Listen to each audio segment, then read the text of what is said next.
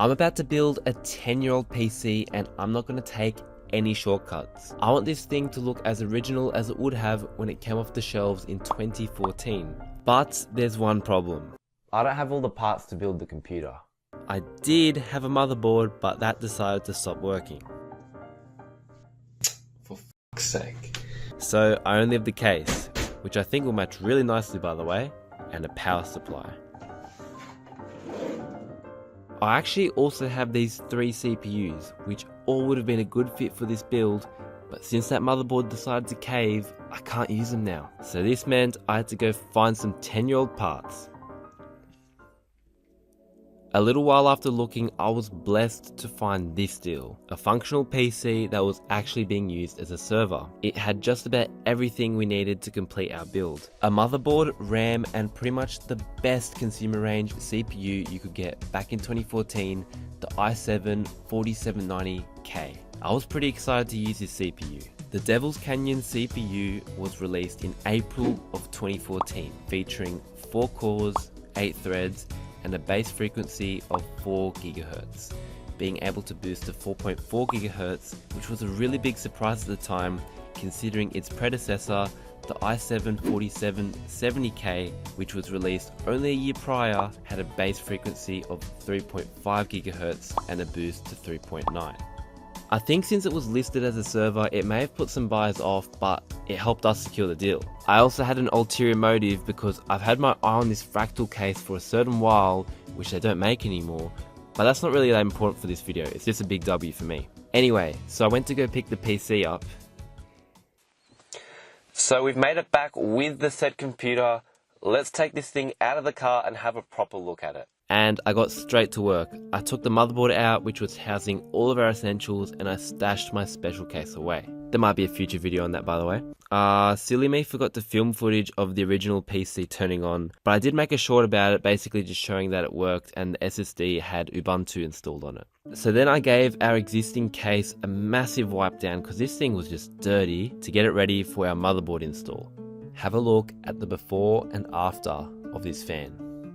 The motherboard was basically ready to put in, but I decided to clean it, repaste the CPU, because this is all used stuff and I just wanted to start from fresh. Then boom, we put the motherboard in. I actually had a bit of a revelation because I looked at the CPU cooler and thought, maybe this looks a bit too new for the time era of this PC. And I wondered if this clear style fan that came with the case would suit a bit better than the original. Probably wouldn't improve performance, but hey, it might improve the looks. I actually did some digging about this CPU cooler, the Hyper 212X, and found out it was released in 2012. So boom, I was golden.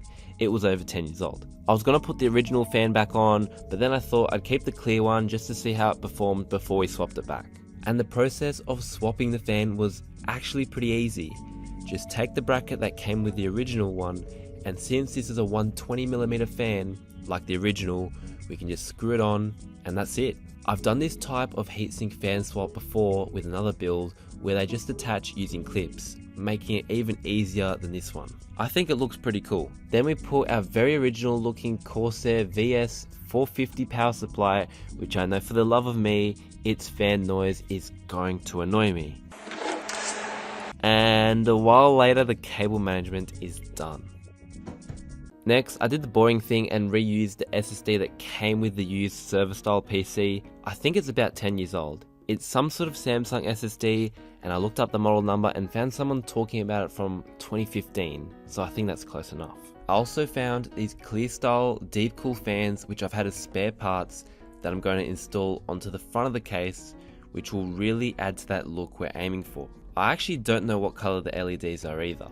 So we put them in and damn, that looks good. With that done, we now finally had a PC that was functional, but not gaming functional. Now, if you couldn't already tell by the types of videos I make, you could probably assume I don't like spending money on high-end computer parts.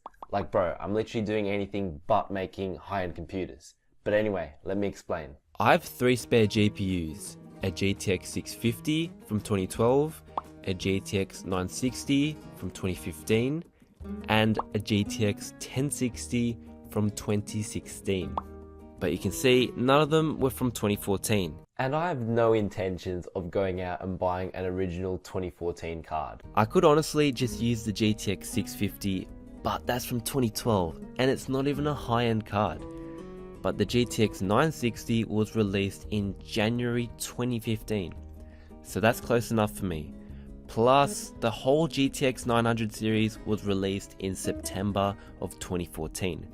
So in my books, that's okay with me. So I'm going to bend the rules and use my GTX 960. So if we chuck this bad boy in, plug it in, it doesn't fit. Okay, so GTX 650 it is. Alright, I'm just playing. I will get the 960 in here, but that means I'm going to have to swap the power supply to one that has an 8-pin PCIe power cable. So I'm going to use the GTX 650 for now to see how it goes, since this PC is ready to go, and we'll get the 960 in after. Then we basically just wipe the drive, installed Windows 10. I thought about using Windows 7. Yes, I meant 7 and not 8. But I didn't want to deal with unsupported programs, and I honestly haven't used Windows 7 religiously since I was like 10 years old. I tested the temperatures across both CPU fans, starting off with the clear style one. So we're doing the stress test now, and we're about 75 degrees with the clear Corsair fan. Then we swapped back to the original. So now about 6 minutes in, and we are at about 76. Before we were cracking about 80 at this time, so I do think it's a little bit of an improvement. So the original one had a slight edge, so I put the clear fan as the rear exhaust, but that was the least of my problems because this power supply's noise was actually getting on my nerves. So I decided to swap it. I used the Corsair CX650, which came with the server PC. Have a listen to the before and after. You want to know what sucks about using 10-year-old parts? They sound like 10-year-old parts. Listen to this. That is a vintage 10-year-old power supply working its magic. Thank God we're going to be taking this thing out soon. And for a quick comparison, I'm going to turn it on with the mic next to the power supply.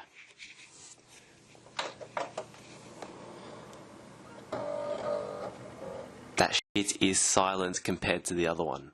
With a clear conscience, let's see how well this PC can perform. Just as I was about to install Fortnite, I didn't have enough space, so I had to add another SSD so that I could get some free space. Like 70 gigs for Fortnite, you gotta be kidding. An eternity of downloading later, I hopped into Fortnite with the GTX 650, which was pretty rough. I used DX11 low graphics settings and it managed a whopping average of 14 frames per second. Then I put the GTX 960 in. Since we can finally plug it in now, which average about 55 frames per second in the same DX11 low graphics settings, which looked like the sweet spot for this thing. On the back of this, our i7 4790K was chugging along just fine, and I'm not gonna lie, the thought of overclocking this CPU was really tempting, but the temperatures of our air cooler under load weren't giving me much headroom or confidence. But let's see how far we can go anyway. We hopped into the BIOS and we were presented with all of these options. For some reason, 4.6 GHz was listed twice, but anyway, my curiosity got the best of me, so I had to try the 4.8 GHz overclock. We loaded in just fine, but then we fired up Cinebench and that did not go anywhere. I tried 4.7 GHz and the render actually started, but then we just got the same thing. So then we dropped down again to 4.6 GHz, but this time it actually looked promising.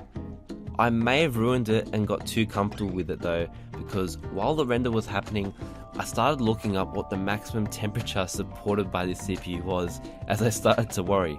But then it just froze again and I already knew it was going to happen. And then we went down again to 4.5 GHz. But the thing is, we actually didn't crash here.